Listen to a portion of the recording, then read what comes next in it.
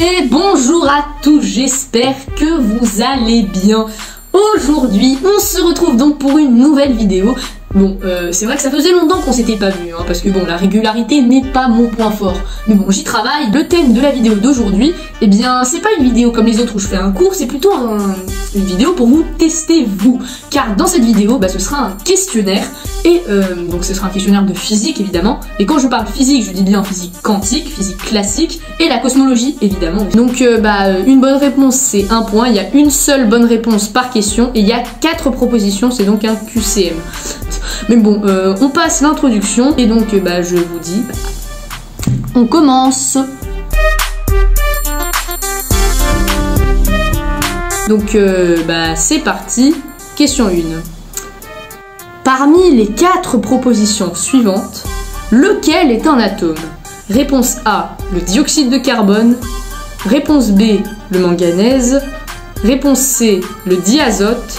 Réponse D, l'eau. 5 secondes pour répondre.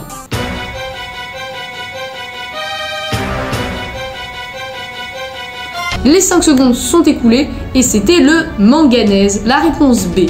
En effet, le dioxyde de carbone est une molécule évidemment, est composé de 2 atomes d'oxygène et d'un atome de carbone, et le diazote aussi, 2 atomes d'azote, et l'eau, H2O, 2 atomes d'hydrogène et un atome d'oxygène. Voilà. Donc c'était assez simple pour commencer. Alors encore une question simple, qu'est-ce qu'un cation? Réponse A, un atome de charge positive. Réponse B, un ion de charge positive. Réponse C, un atome de charge négative. Et enfin réponse D, un ion de charge négative. 5 secondes pour répondre.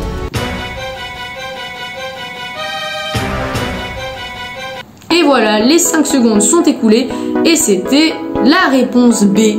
En effet, un cation, c'est un ion déjà, d'où le nom cation. Ion, donc il y a le mot ion, donc c'est un ion déjà, et c'est donc de charge positive. Déjà un atome ne peut pas être de charge positive ou négative car ils ont une charge neutre. Donc déjà on peut déjà éliminer les réponses A et C, et donc un cation c'est un ion positif. Voilà. Bon, question 3. Comment sont appelées les particules du modèle standard? Réponse A, les particules archaïques. Réponse B, les petites particules. Réponse C, les particules de base. Réponse D, les particules élémentaires.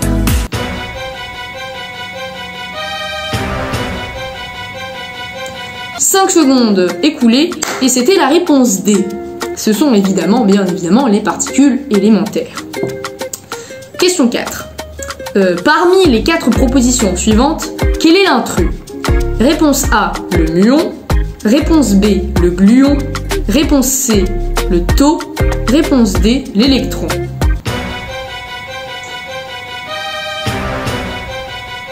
Les 5 secondes sont écoulées et c'était la réponse B. En effet, le muon, le taux et l'électron sont tous les 3 des leptons, alors que le gluon est un boson, c'est donc complètement à part, c'est même pas un fermion, c'est même pas une particule de matière, c'est vraiment un boson. Donc si vous voulez plus d'informations, donc pour chaque question, c'est lié à une de mes vidéos pour voir si vous avez bien compris. Donc si vous n'avez eu faux, vous n'hésitez pas à voir ma vidéo sur le modèle standard et les 4 forces fondamentales de l'univers. Question 5. Que ne peut pas devenir une étoile? Réponse A, une étoile à neutrons. Réponse B, un trou noir. Réponse C, un pulsar. Ou réponse D, une étoile peut devenir chacune des 3 possibilités.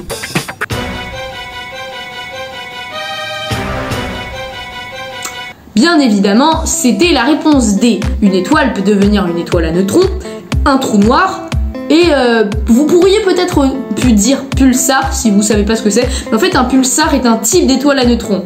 Donc voilà. Donc du coup, c'était la réponse D. Bon voilà. Donc comme j'ai dit, 1 point par question. Question 6. Quelle est la plus grande étoile de l'univers, qu'on a connue jusqu'à maintenant? Réponse A, UY Scuti. Réponse B, Bételgeuse. Réponse C, UY Canis Majoris. Réponse D, Aldébaran.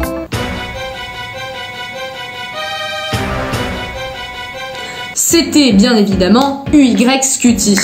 Bételgeuse et Aldébaran sont Enfin, Aldébaran est plus petite que Bételgeuse, qui est plus petite que Y Canis Majoris, qui est lui-même plus petit que Y Scuti. Y Scuti, donc, qui est la plus grande étoile découverte jusqu'alors. Question 7. Dans quel amas sommes-nous? Réponse A, dans l'amas de la Vierge. Réponse B, dans l'amas du Scorpion. Réponse C, dans le groupe local. Réponse D, dans le voisinage cosmique.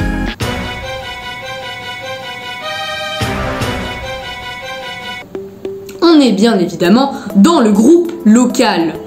L'amas de la Vierge est un amas proche de nous, ce n'est pas notre amas. L'amas du Scorpion, je suis Scorpion, donc voilà, j'ai dit un nom comme ça. Et le voisinage cosmique, non. Question 8. Dans quel super amas de galaxies est situé le super amas de la Vierge? Bon, là petite précision, le groupe local est situé dans le super amas de la Vierge, qui est un super amas, et ce super amas de la Vierge est encore situé dans un plus grand super amas. Quel est le nom de ce super amas de galaxies? Réponse A, Laniakea. Réponse B, Orion. Réponse C, Jupiter. Réponse D, Hercule.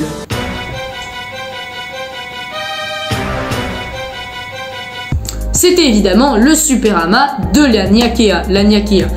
Donc, bon, je vais pas m'attarder sur cette question. Question 9. Qu'est-ce qu'un pulsar qui tourne moins vite qu'un pulsar ordinaire, mais qui possède un champ magnétique beaucoup plus supérieur? Réponse A, un Kayadar. Réponse B, un magnétar. Réponse C, un canular. Réponse D, un stellar.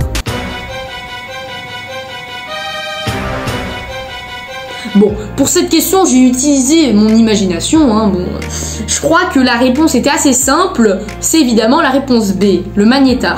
Bon, le Kayadar, bon, et stellar, j'ai inventé. Et canular, bon, c'est pas une type d'étoile, c'est autre chose. Bon, question 10. Quel est le trou noir supermassif du centre de notre galaxie? Réponse A, Sagittarius A étoile.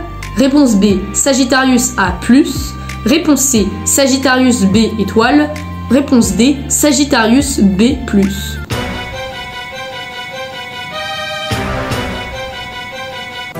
C'était évidemment Sagittarius A étoile. Réponse A. On continue. Comment s'appelle le paradoxe énoncé par Einstein en 1935 et qui était censé démontrer que la physique quantique était incomplète? Réponse A, le paradoxe ECR. Réponse B, le paradoxe EPR. Réponse C, le paradoxe ETR. Et enfin, réponse D, le paradoxe EPT.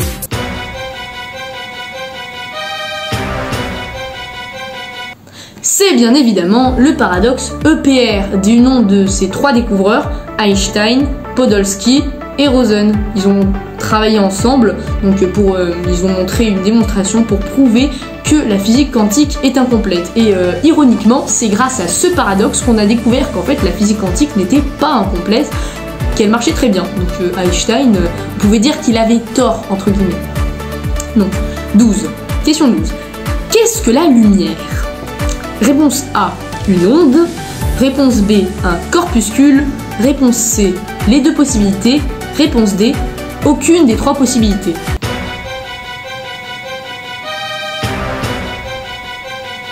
Bon, je pense que vous avez tous, ou peut-être, déjà entendu parler de la dualité onde-corpuscule. Vous avez donc la réponse, c'était bien, et la réponse C, la lumière est à la fois une onde, à la fois une particule. Question 13.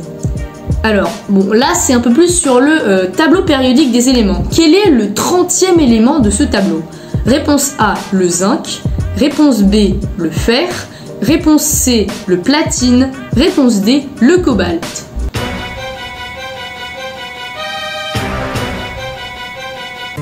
Le 30e élément, c'est bien le zinc. Le fer étant le 26e, le platine le 78e si je m'en souviens bien, et le cobalt le 29e. 14. Quel est le trou de verre dont le nom existe parmi les quatre? Réponse A, le pont Einstein-Podolsky. Réponse B, le pont d'Einstein-Rosen. Réponse C, le pont d'Einstein-Schrödinger. Et réponse D, le pont d'Einstein-Bohr.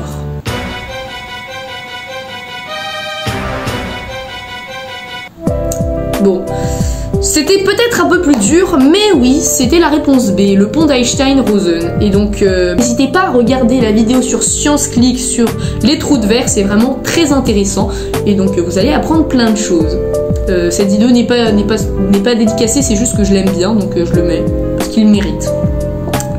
Question 15. Quelle est la particule qui a été théorisée par Einstein et auparavant par Planck pour expliquer l'effet photoélectrique? Réponse A, le quanta. Réponse B, le quantum. Réponse C, le quantix. Réponse D, le quantique.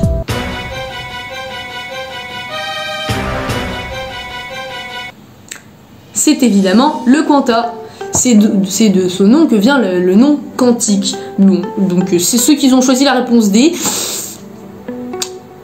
Voilà, c'est pas grave.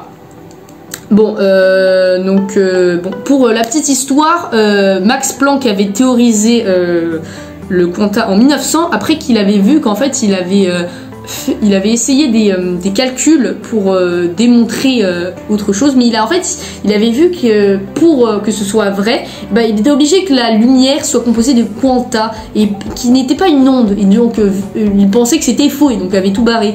Mais après 5 ans plus tard, Einstein, pour expliquer l'effet photoélectrique, s'est aidé donc de l'hypothèse de Planck et a réussi à expliquer l'effet photoélectrique. Pour plus d'informations, retour à ma vidéo sur 3 exemples de la physique quantique. Juste pour info, donc pour chaque question, donc comme je l'ai déjà dit, il y a un rapport avec une vidéo, donc n'hésitez pas à la regarder. Question 16.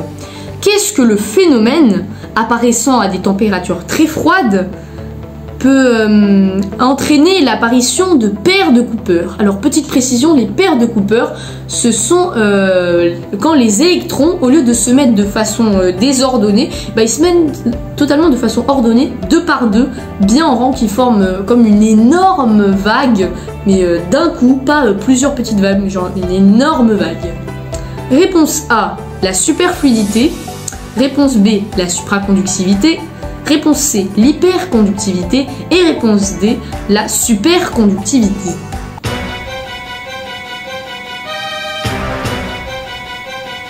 C'était une question assez simple, je l'avoue. C'était évidemment la réponse B, la supraconductivité. N'hésitez pas à regarder ma vidéo donc en lien. Et voilà. Alors, question 17, un peu plus dur. Quel est le matériau le plus rare sur Terre? Réponse A, l'or. Réponse B, l'astate. Réponse C, le fermium. Réponse D, le francium.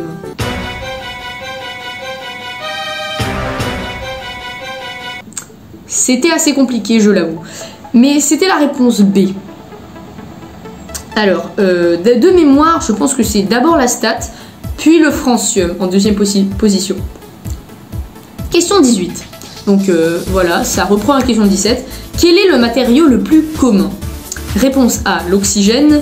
Réponse B, le carbone. Réponse C, l'azote. Réponse D, l'hydrogène.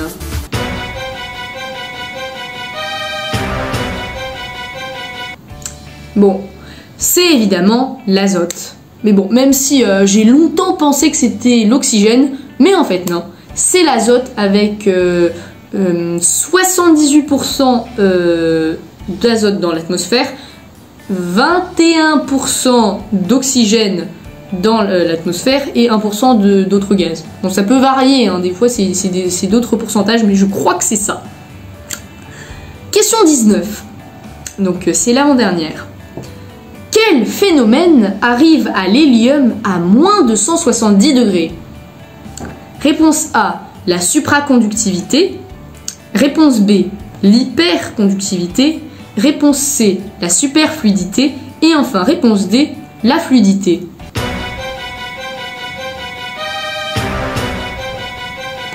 Je crois que vous avez déjà pu éliminer la réponse D et la réponse B. Donc il restait la supraconductivité et la superfluidité.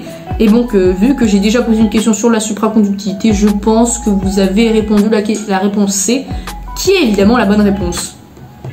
Il devient superfluide. Et c'est cet état qui permet à l'hélium, si on le met dans un verre, de sortir du verre. Je ne vous en ai pas expliqué, mais je vais peut-être probablement le faire bientôt. Et enfin, dernière question. Combien d'éléments possède le tableau périodique étendu des éléments? Réponse A, 118. Réponse B, 154. Réponse C, 172. Réponse D, 198.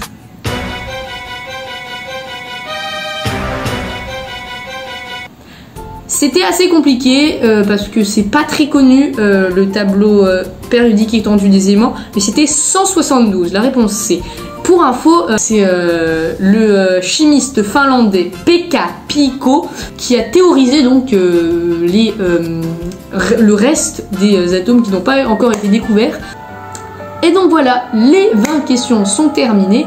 Et donc, il n'y a pas de question bonus malheureusement, mais ce n'est pas grave. Donc, voilà, maintenant, je pense que vous avez compté votre score. Et donc, nous allons voir maintenant votre niveau.